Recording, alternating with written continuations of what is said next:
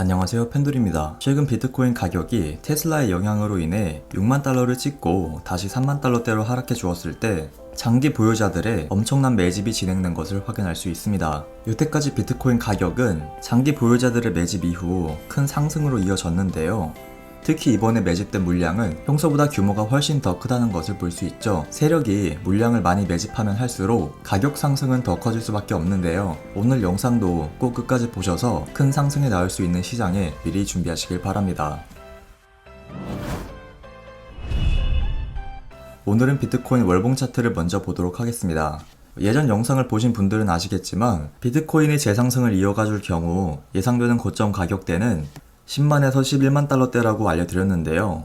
물론 자세한 건 실제로 비트코인 가격이 해당 지표 상단에 도달하는 날 알 수 있겠지만 일단 현재로서 예측되는 목표 가격은 최대 11만 달러라는 점 참고하시길 바라고, 예상 시기는 빠르면 올해 11월 혹은 내년 2월 정도라고 다시 한번 말씀드리도록 하겠습니다. 그리고 제가 알려드린 대로 흘러가기 위해선 비트코인을 일봉 차트로 봤을 때 상승 추세가 무너지지 않는 것이 가장 중요한데요. 이 상승 추세가 살아있는지 무너졌는지 판단하기 위해선 단기적으로는 20일 이동평균선의 지지를 확인하거나 61선, 121선 등 이평선의 지지를 확인하는 경우가 있지만, 지금 상황에서 가장 중요한 건 이런 이평선의 지지보단 이전 조정파동의 지지 가격대를 이탈하지 않는 것이 중요하다고 알려드렸습니다. 물론 이 충격파동의 고점 가격대를 지켜주는 것이 가장 좋지만, 이렇게 조정파동의 지지 가격대만 이탈하지 않는다면 상승 추세는 살아있다고 판단할 수 있기 때문에 22평선을 이탈하더라도 이런 식으로 조정파동 가격대를 이탈하지 않는다면 홀딩 포지션 유지해서 추가 상승 기다리시길 바라고요. 그리고 가끔 이렇게 우상향 패턴 유지해 주다가 중간에 상승 탄력이 주춤해지는 경우가 발생할 수도 있습니다. 이런 식으로 단기 지지라인을 만든 뒤에 이탈하는 불안한 모습이 나올 수도 있지만, 중요한 건 이전 조정파동의 지지 가격대를 이탈하지 않았다는 것이겠죠. 초보분들은 이런 상황이 오면 중요 포인트를 놓치는 경우가 있는데요. 이 경우 단기 지지라인을 이탈했기 때문에 추세가 무너진 건가 라고 생각하실 수 있겠지만, 이건 말 그대로 단기적인 흐름일 뿐 장기적인 상승 추세는 이전 조정파동의 지지 가격대로 판단하기 때문에 혹시라도 이런 식으로 차트가 만들어질 경우 너무 겁먹지 마시고 제가 말씀드린 포인트만 잘 확인하시면서 투자 진행하실 것을 추천드립니다. 그리고 영상 시작 부분에서 알려드렸던 것처럼 비트코인 가격이 3만 달러대로 하락했을 때 장기 보유자들의 순매수량이 예전에 비해 훨씬 더 많은 것을 볼 수 있는데요. 3만 달러 부근에서 이 정도로 매집을 했으면 6만 달러, 7만 달러는 기본이고 못해도 10만 달러, 최대 15만 달러까지는 가격을 상승시켜야 세력들이 마음 편하게 수익 실현하고 나올 수 있기 때문에 큰 가격 상승을 기대해도 좋다고 말씀드리는 것입니다.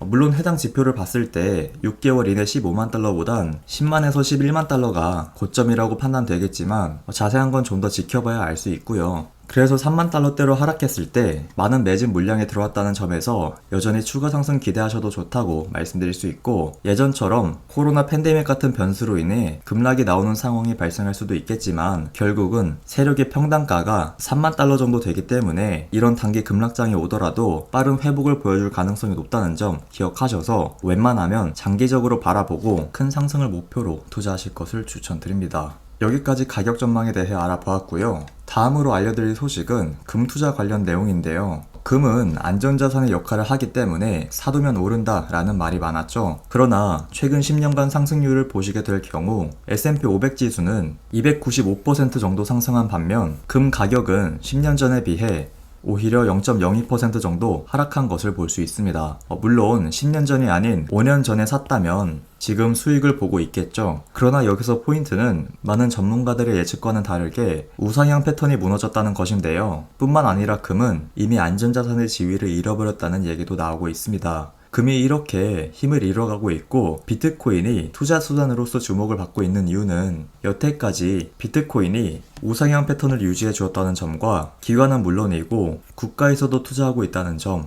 그리고 단순히 희소성뿐만 아니라 기술력까지 갖고 있다는 점이 비트코인을 매력적인 투자 수단으로 만들었다고 볼 수 있는데요. 그렇다고 해서 금에 투자하면 망한다거나 투자할 가치가 없다는 뜻은 아닙니다. 금은 비트코인에 비해 훨씬 더 오래된 역사를 갖고 있고 오랜 기간 동안 안전자산의 역할을 했다는 신뢰도까지 갖고 있습니다. 그러나 이제는 비트코인도 금처럼 안전자산으로서의 역할을 할 수 있다는 점과 앞으로 예상되는 상승률이 금보단 비트코인이 더 유리한 모습을 보여줄 것이라는 점에서 믿었던 금이 배신을 했다는 말이 나오는 것인데요. 이런 걸 보면 안타깝다라고 표현할 수도 있겠지만 이런 현상은 시대가 변화해가면서 생기는 자연스러운 일입니다. 현명한 투자자라면 변화해가는 시대를 빠르게 받아들여야 된다는 것을 기억하시길 바라고요.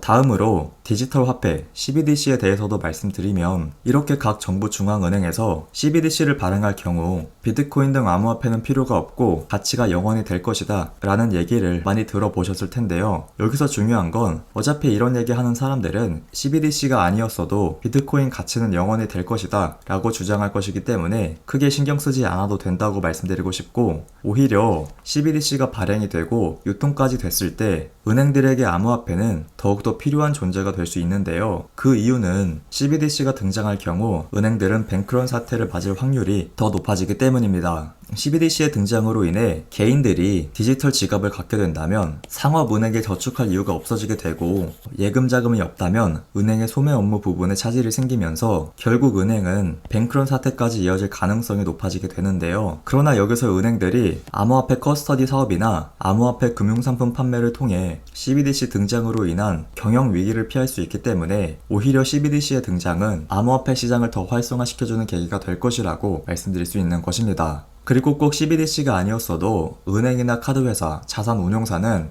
암호화폐를 거의 필수로 취급해야 하는데요.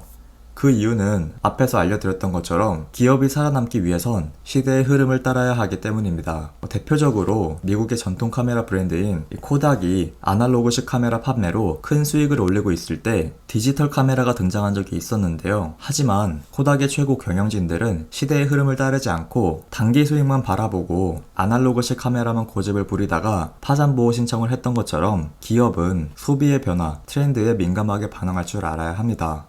사실 은행이나 자산운용사, 카드회사 정도만 암호화폐를 취급해도 많은 자금 유입이 가능하지만 애플, 테슬라, 트위터 등 다양한 글로벌 기업에서 암호화폐 관련으로 서비스를 확장시키고 있는 걸로 봤을 때 앞으로 웬만한 대기업들은 암호화폐를 취급할 것이라고 전망해 볼 수 있고, 이렇게 된다면 가격도 자연스럽게 더 오를 수밖에 없다고 말씀드릴 수 있습니다. 물론 지금도 세계상의 100위권 안에 드는 대형 은행 중 절반 이상이 암호화폐 기업이나 블록체인 관련 기업에 투자했다는 것을 볼 수 있는데요. 지금 알게 모르게 대부분의 글로벌 기업들은 암호화폐 관련 사업을 진행하거나 투자하고 있는 만큼 여러분들도 시대의 흐름에 맞게 현명한 투자하셔서 꼭 좋은 결과 있으셨으면 좋겠습니다. 오늘 제가 준비한 소식은 여기까지고요. 오늘 영상이 도움이 되셨다면 좋아요, 구독 한 번씩 부탁드립니다. 지금까지 펜드로였습니다. 감사합니다.